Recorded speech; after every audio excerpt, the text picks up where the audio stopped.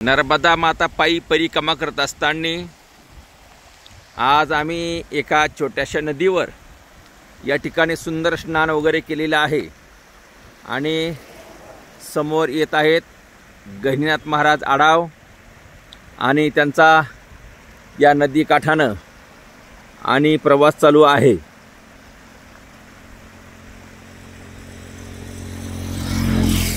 सुंदर ही नदी पात्र आहे आणि अशा याच्यामध्ये ते प्रवास करत आहे। सुंदर प्रकारचं स्नान वगैरे झालं बघा, ही समोर नदी असा सुंदर आणि आमचा प्रवास चालू आहे। युगायुगानं स्वच्छ सुंदर पाणी असल्यामुळं आम्ही या ठिकाणी स्नान केलं। घुगरी गावाच्या अलीकडे 3 किलोमीटर अंतरावर ही सुंदर नदी आहे। नदी पात्र त्या ठिकाणी आहे। हा असणारा सुंदर पूल आहे। त्याच्यावर पूर्वी इथे पूल नव्हता, पाण्यातून जावं लागायचं, पण आदरणीय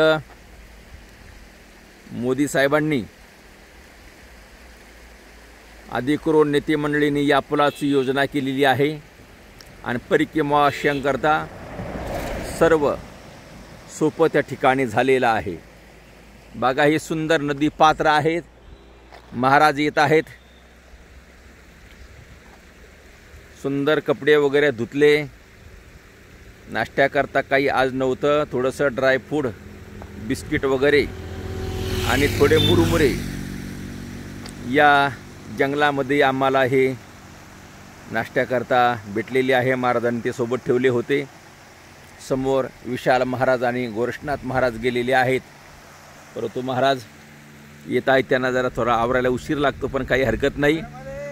सुंदर प्रकारचं स्नान झालेलं आहे। आनंद वाटला।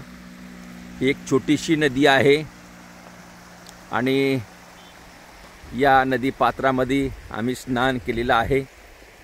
असा असणारा सुंदर प्रवास आमचा चालू आहे। बघा किती मस्त। आणि हा या ठिकाणी समोर देखावा आहे।